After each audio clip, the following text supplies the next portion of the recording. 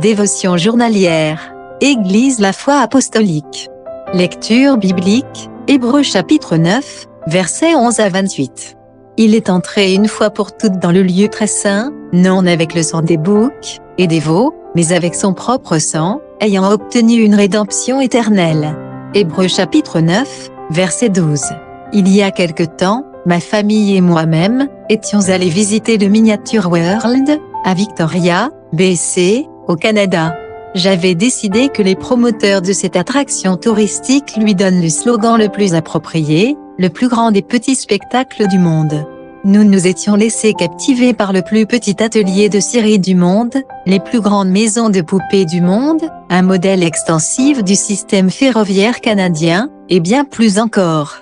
Les objets du musée semblent ressembler à ceux de la vie réelle, à la différence qu'il s'agit de miniatures.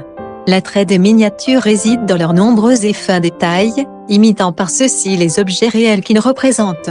Cependant, ces miniatures ne fonctionnent pas comme les objets grandeur nature. Ils ne font que rappeler le rapport d'échelle, les proportions, et les fonctions des objets réels. De la même manière, lorsque Dieu établit le tabernacle, le système sacrificiel, et le sacerdoce pour les enfants d'Israël, il ne prévoyait pas que ceux-ci fussent le remède permanent au péché. Ils n'étaient que des symboles du plan de Dieu, pour le salut de l'humanité. Bien que le sang des chèvres et des taureaux satisfassent à l'exigence légale, les cérémonies élaborées d'adoration et de sacrifice, et les objets utilisés pour les accomplir, n'étaient que de simples miniatures de l'œuvre rédemptrice du Christ. En revanche, Jésus est devenu le sacrifice parfait, et a versé son propre sang pour notre salut.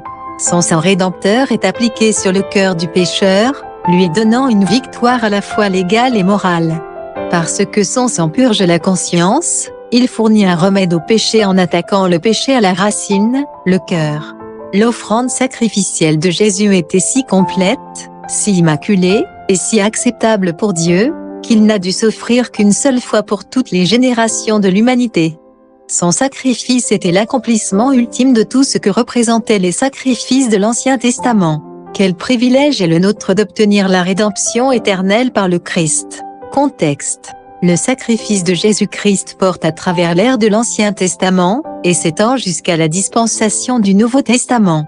La mort du Christ est une expiation universelle, complète, entière, et pleinement efficace.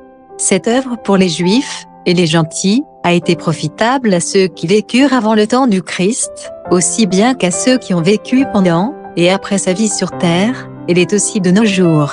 Ceux qui vivaient à l'époque de la loi, devaient obéir à la loi, tout en ayant foi que Jésus-Christ viendrait tout accomplir, en vue de leur salut et leur sanctification.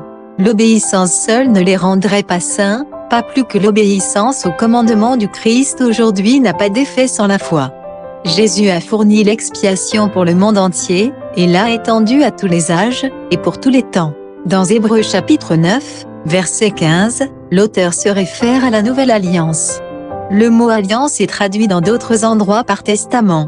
L'ancienne alliance, qui fut introduite dans Exode chapitre 24, versets 3 à 8, était le moyen d'expiation du péché.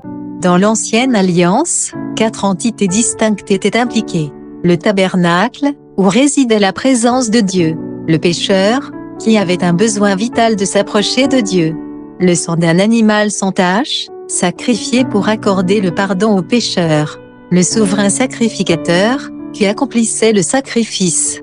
Cette disposition pour le pardon du péché, fut établie pour que l'homme ne meure pas dans le péché, et fût perdu éternellement. Dieu l'a faite comme un symbole de la réalité à venir, dans l'offrande de Jésus. La nouvelle alliance est accomplie en Jésus-Christ. 4 entités sont également impliquées dans cette alliance. Dans la nouvelle alliance, en lieu et place du tabernacle, il y a le ciel, là où habite Dieu, une habitation parfaite parce qu'elle n'est pas faite de main d'homme.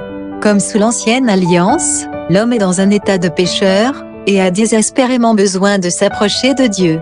Au lieu du sang d'un animal, Jésus, le sacrifice parfait, a versé son propre sang pour pardonner le pécheur. Jésus remplit également en permanence le rôle de notre souverain sacrificateur, intercédant continuellement pour nous. L'auteur d'Hébreux a pris soin de souligner 2 faits cruciaux à destination des Hébreux. Premièrement, Jésus, le parfait sacrifice de Dieu, avait été offert. Deuxièmement, Jésus, le souverain sacrificateur sans péché, était entré dans le tabernacle céleste, et avait donné à chacun la possibilité d'accéder personnellement à Dieu. Ainsi son but était tout indiqué, cela n'a pas de sens de continuer dans les choses, qui ne sont que l'ombre, dès lors que la réalité est pleinement accessible. Regardez de plus près. 1. Quelles étaient les limites des sacrifices consentis sous l'ancienne alliance? 2. Pourquoi pensez-vous que Dieu a établi le système sacrificiel pour les enfants d'Israël? 3. De quelle manière pouvons-nous nous approprier pleinement les bénédictions de la nouvelle alliance dans nos vies aujourd'hui? Conclusion. Avec Jésus, notre sacrifice parfait, nous avons le parfait remède au péché. En effet, son sang nous purifie de toute iniquité. Parce qu'il habite dans le sanctuaire céleste de Dieu, nous avons, par lui, un accès illimité à Dieu. Oh, quel privilège incalculable avons-nous! Bonne journée à vous. Hébreux, chapitre 9. Mais Christ est venu comme souverain sacrificateur des biens à venir. Il a traversé le tabernacle plus grand et plus parfait, qui n'est pas construit de main d'homme, c'est-à-dire qui n'est pas de cette création. Et il est entré une fois pour toutes dans le lieu très saint, non avec le sang des boucs et des veaux, mais avec son propre sang, ayant obtenu une rédemption éternelle.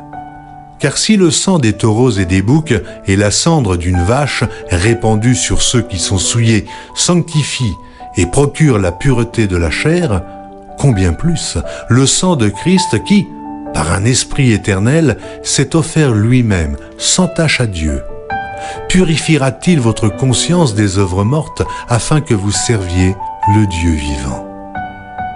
Et c'est pour cela qu'il est le médiateur d'une nouvelle alliance, afin que, la mort étant intervenue pour le rachat des transgressions commises sous la première alliance, ceux qui ont été appelés reçoivent l'héritage éternel qui leur a été promis.